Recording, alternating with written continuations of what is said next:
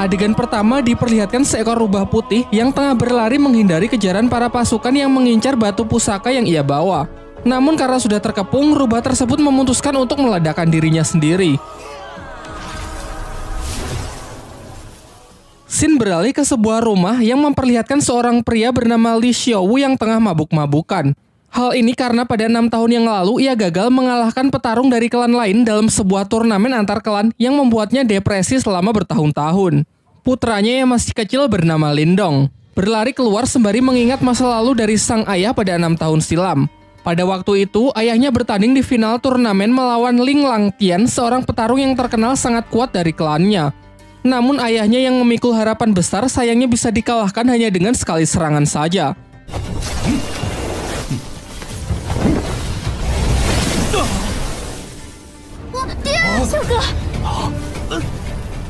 Tak hanya itu, Ling Langtian juga mengambil aura milik ayah Lindong. Singkat cerita, beberapa tahun pun telah berlalu dan Lindong kini telah tumbuh remaja. Pada suatu ketika, ia terlibat perkelahian dengan sepupunya yang bernama Ling San bersama teman-temannya yang membuat ia terperosok ke dalam jurang. Dirinya yang sudah terbaring lemas secara kebetulan darahnya menetesi sebuah batu pusaka peninggalan rubah di awal film, membuat batu itu hancur dan ia pun terjatuh. Di dalam gelapnya tempat itu, batu tersebut memancarkan cahaya keemasan yang membuatnya terbangun. Namun saat tersadar, ia merasa heran dengan tanda bercahaya yang muncul di telapak tangannya serta luka-lukanya yang sudah sembuh. Saat ia pulang, adiknya yang bernama Qing Tan datang untuk mengajaknya bermain karena tak bisa tidur. Seusai bermain, ia juga langsung pergi. Saat Lindong terlelap tidur, kejadian aneh pun terjadi kembali. Ia bermimpi berada di sebuah dimensi biru gelap yang banyak terdapat pohon bambu. Saat ia masih kebingungan, tiba-tiba ia diserang sosok misterius yang perawakannya sangat mirip dengannya. Pertarungan pun tak terhindarkan, yang memperlihatkan kekuatan mereka benar-benar seimbang.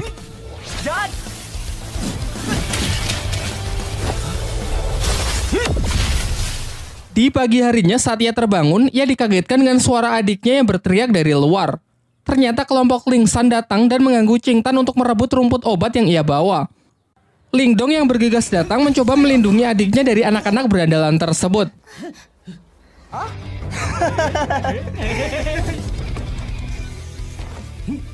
Diperlihatkan kemampuan Lindong yang sudah meningkat pesat mampu menangkis seluruh serangan dari Ling San. Hingga ia akhirnya menyadari bahwa ia telah mengaktifkan teknik rahasia yang bernama tinju 7 suara.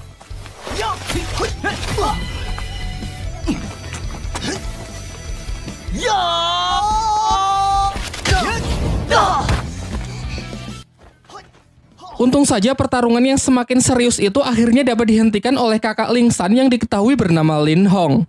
Sebelum pergi, ia menginfokan bahwa tak lama lagi akan diadakan turnamen di klan mereka untuk menentukan pertarung terkuat di klan Lin. Lin Hong yang sangat percaya diri mengatakan bahwa setelah menang nanti ia akan menikahi Qing Tan. Saat kembali, sang ayah menunjukkan gerakan teknik tinju suara yang baik dan benar kepada Lindong.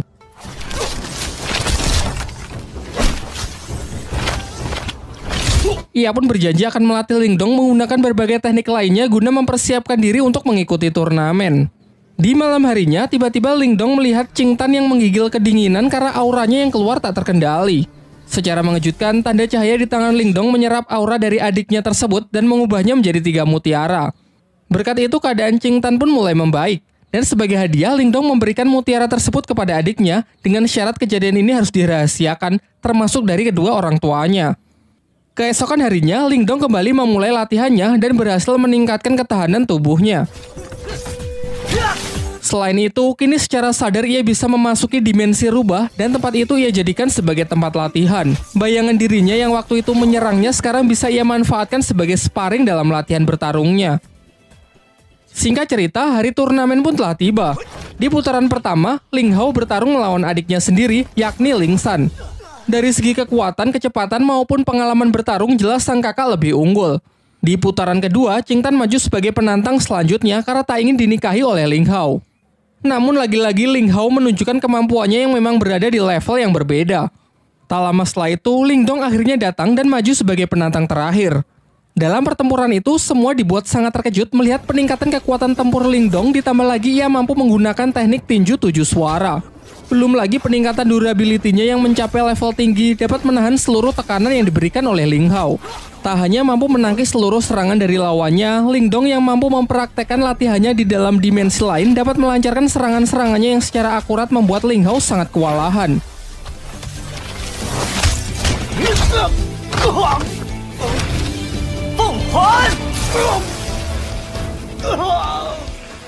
Dengan kemenangannya ini, Ling Dong lah yang keluar sebagai juara dan dinobatkan sebagai petarung terkuat di generasinya. Setelah turnamen berakhir, kakek Ling Dong selaku ketua klan Lin menjelaskan kepada kedua putranya bahwa dua klan tetangga, yakni klan Lei dan klan Xin akan bergabung melalui pernikahan anak-anak mereka. Hal ini lantas membuat kedua klan tersebut kini menjadi beraliansi. Kemudian ia juga memberitahukan mengenai turnamen antar klan berikutnya, yaitu perburuan hewan langka yang masih dirahasiakan. Pembicaraan pun ditutup dengan sang ketua klan yang menyuruh agar anak mereka berlatih lebih keras lagi demi mempersiapkan turnamen selanjutnya. Sementara itu, ketua klan Lei juga mempersiapkan putranya yang bernama Lily untuk mengikuti turnamen antar klan tersebut. Kekuatan dari Lily ini sangat dibanggakan oleh sang ayah karena ia telah menguasai ketahanan tubuh level atas yang siap mengalahkan petarung-petarung dari klan Lin.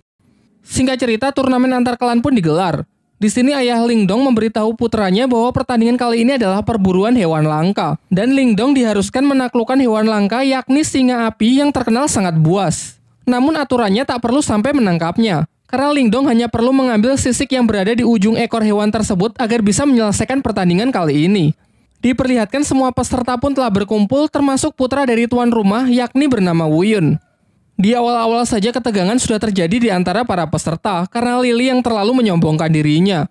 Singkatnya aturan pun dibacakan di mana mereka harus mendapatkan sisik singa api agar bisa memenangkan pertandingan dan dilarang keras untuk berusaha saling membunuh satu sama lain.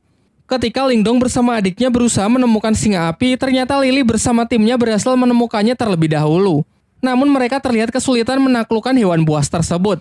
Sementara itu dari kejauhan, Ling Dong hanya mengamati mereka dan menunggu kesempatan yang tepat untuk bertindak. Sampai muncullah dari belakang tim Wu Yun yang menawarkan kerjasama. Wu Yun berencana menyerang si singa api saat hewan itu sudah kehabisan tenaga akibat pertarungannya melawan tim Lily. Merasa hal ini cukup menguntungkan, Ling Dong pun sepakat dengan rencananya dan bersedia menjalankan kerjasama tersebut. Setelah menunggu momen yang tepat, mereka pun bersama-sama menyerang tim Lily. Ling Dong menyuruh Wu Yun untuk fokus kepada si singa api, sementara ialah yang akan menghadapi Lily.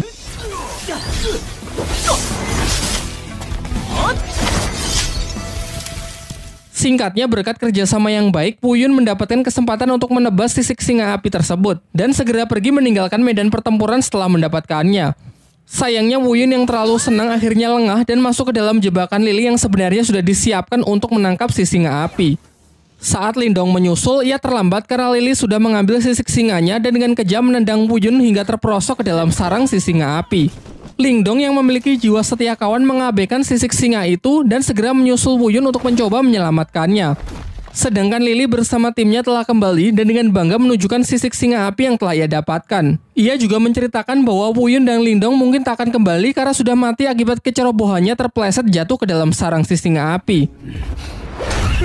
Akan tetapi di tengah ketegangan itu, secara mengejutkan Ling Dong dan Wu Yun ternyata berhasil kembali dengan selamat. Tetapi Lily tetap yakin kalau ialah pemenangnya karena telah membawa sisik si singa api. Di sini semuanya dibuat kembali terkejut melihat Ling Dong dan Wu Yun yang justru membawa dua anak singa api. Kemudian Ling Dong menceritakan mengenai kejadian yang sesungguhnya, mengenai Lily yang sudah melanggar aturan dengan berusaha membunuhnya. Tapi setelah masuk ke dalam sarang singa api, di sana mereka malah menemukan dua anak singa api yang terlantar karena induknya mati setelah sisiknya diambil. Karena merasa kasihan, akhirnya mereka pun sepakat membawa dua hewan tersebut. Kini telah diputuskan bahwa ketiganya berhasil menyelesaikan pertandingan ini dengan baik. Namun tetap saja hanya akan dipilih satu pemenang di mana mereka diharuskan bertarung untuk menentukan siapa yang terkuat dan layak mendapatkan gelar Raja Pemburu. Akan tetapi ketua dari klan Lei yang sangat menginginkan bayi singa api yang merupakan hewan sangat langka, ia pun mengusulkan untuk membuat taruhan dengan pertarungan anak-anak mereka. Kesepakatannya, jika ketua Lei menang, maka bayi singa Ling Dong akan menjadi miliknya. Dan jika ia kalah, ia bersedia menyerahkan pabrik kayu milik klannya. Pernyataannya ini sontak membuat semuanya sangat terkejut karena pabrik kayu adalah aset yang sangat berharga milik klan Lei dan ia mau bertaruh demi bayi singa tersebut. Sempat terjadi kekhawatiran karena kepercayaan diri dari ketua Lei ini bukan tanpa alasan. Putranya tersebut memanglah terkenal memiliki kemampuan di atas rata-rata dari anak-anak lain. Namun Lindong menepis kekhawatiran itu dan siap menerima tantangan yang dilemparkan. Singkat cerita, pertarungan mereka pun dimulai. Di awal, Lily dengan bangga menunjukkan kalau dirinya telah mencapai kekuatan tingkat Yuan duniawi. Namun Lindong juga menunjukkan level yang sama dengan Lily yang membuat semuanya sangat terkejut. Terungkap bahwa ternyata kemarin sebelum berangkat turnamen, sang ayah memberi Lindong Mutiara Yin, yaitu semacam pil penambah aura.